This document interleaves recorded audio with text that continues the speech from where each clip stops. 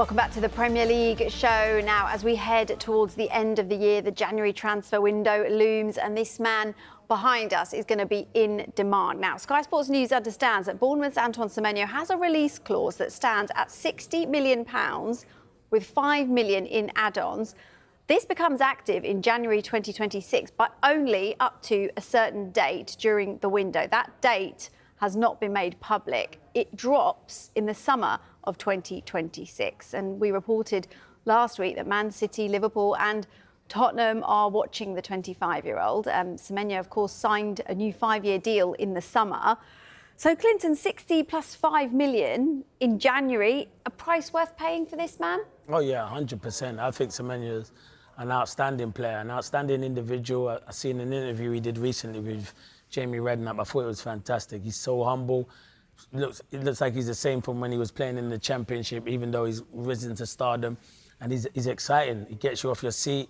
He can go either way. He can play on the left. He can play on the right. He can play through the middle. I think his best position is on the left-hand side. Scored a lot of spectacular goals. So, yeah, I feel like he signed a new contract, but it's always going to be when you're signing that contract, you would have a release clause. I think that happened. I remember Palace doing it with Eze, doing it with Michael Olise. And, you know, this goal he scores here, the second goal at Anfield, he basically brought Bournemouth back into the game. It's a fantastic goal, and I think he's an outstanding player. And, yeah, Bournemouth ain't going to want to lose him, but someone will be willing to pay the 60 million. I don't know if it will happen in January. It might be more the end of the summer because we said Liverpool are interested. Liverpool have already spent a lot of money so far, but it's someone like a Man City or a Tottenham that probably would come and maybe get Semenyo. This is a brilliant goal against Fulham because he has no right to score from it. He just passes it into the bottom of the net. He's such a good player, and that is hard work, dedication. The Bournemouth manager, Iriola, has improved him as well, but you've got to do that yourself as well, and I think he's a fantastic player. So we mentioned, look, these big hitters, interested, City, Liverpool and Tottenham. Which of these sides do you think need him the most? Ooh, I think Tottenham need him the most, without a shadow of a doubt. I thought he was going to go to Liverpool in the summer. I did think that. I did think the connection with Richard Hughes, obviously going to Liverpool and obviously being at Bournemouth and knowing Semenyo, I did think he would go to Liverpool. I think Man City have a lot of options in them wide areas. They probably have to lose a few because he needs to be playing week in, week out.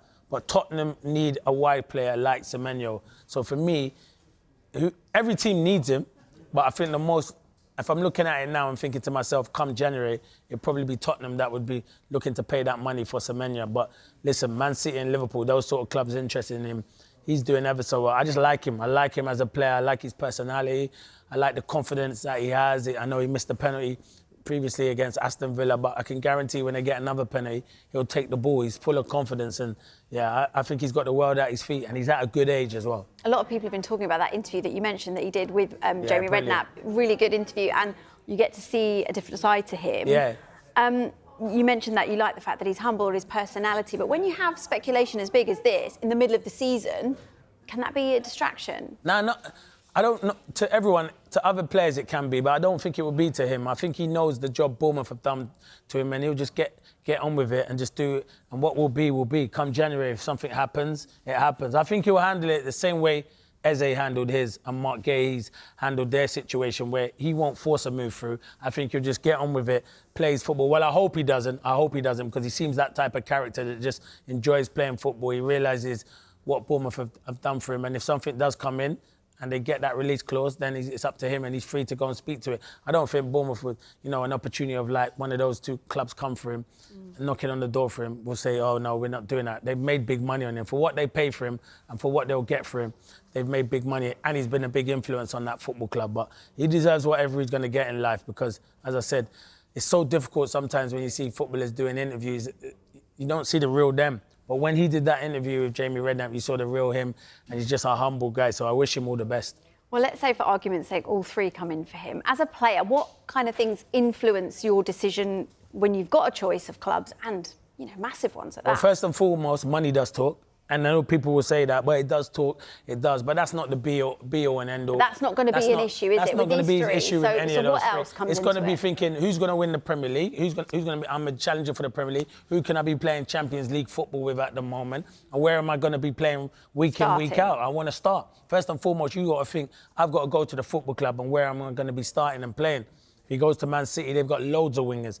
I do think he believes in himself that he will play, but he could probably be out for a game and then play the next game. You look at Liverpool. Liverpool have a lot of attacking players, but that's one where I think he could go to that left side of Liverpool and make that his own. So, and then also Tottenham. And then you weigh it up, Tottenham or Liverpool. At the moment, you'd probably say who's going to win more things. At this moment in time, you'd probably say it probably would be Liverpool, even though the form's not good, but they've got a lot of good players. Tottenham have good players as well. So he could say to Tottenham, I could go to Tottenham and take them to a different level and be the main man and believe in himself and start week in, week out. So that's a decision that he has to make. But then if he goes to Man City, he is working with one of the best managers who improves players as well, Pep Guardiola. So he might think that. But listen, when you're doing difficult what he's doing... decisions. And it's good decisions to have, though. Of course. And he deserves to have them good decisions for how good he's been for Bournemouth over previous seasons. I think he's been outstanding. And long may it continue. And Bournemouth fans will be shouting at us because we're talking about him. Not me, they'll be shouting at you. The reason we're talking about him because how well he's done for Bournemouth. And he has to credit Bournemouth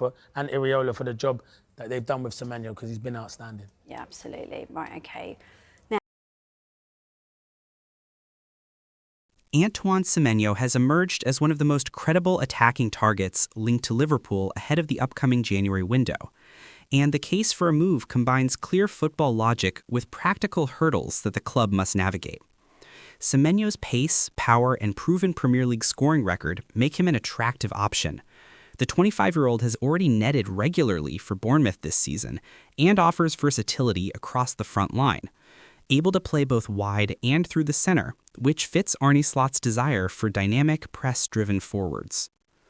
Bournemouth's stance complicates any approach. The Cherries rewarded Semenyo's progress with a new long-term contract over the summer, signaling both his value and their intent to keep him. Club officials have publicly warned suitors that they are not keen to sell cheaply. Reported valuations for Semenyo have floated around the £60 to £75 million mark, a fee that would represent a sizable but not unprecedented outlay for Liverpool, given their recent spending and forward needs. Any bid would therefore require careful negotiation and likely compromise on recruitment priorities. Competition is real. Media outlets link Manchester City, Tottenham, and others to Semenyo's signature, and a winter move would almost certainly prompt a multi-party scramble that could push price and complexity higher. Liverpool's recruitment team must weigh whether Semenyo is an immediate upgrade and a long-term successor to aging stars, or a rotation option who won't solve deeper midfield and defensive questions currently limiting the squad. Tactically, Semenyo could slot into Slot's system in several ways, as a high-energy wide forward who presses aggressively and stretches defenses, or as a centrally deployed counterattacking outlet exploiting his directness. The upside is clear, immediate Premier League readiness and a hunger to step up, but the downside is fitting him into a side already managing high expectations and multiple new arrivals. Timing matters. January gives Liverpool the chance to address short-term attacking deficiencies, but a summer pursuit would allow a measured integration plan and potentially lower transfer friction. Ultimately, signing Semenyo would be a statement of intent. It could materially strengthen Liverpool's front line, provided the club balances cost, squad harmony, and longer-term positional priorities.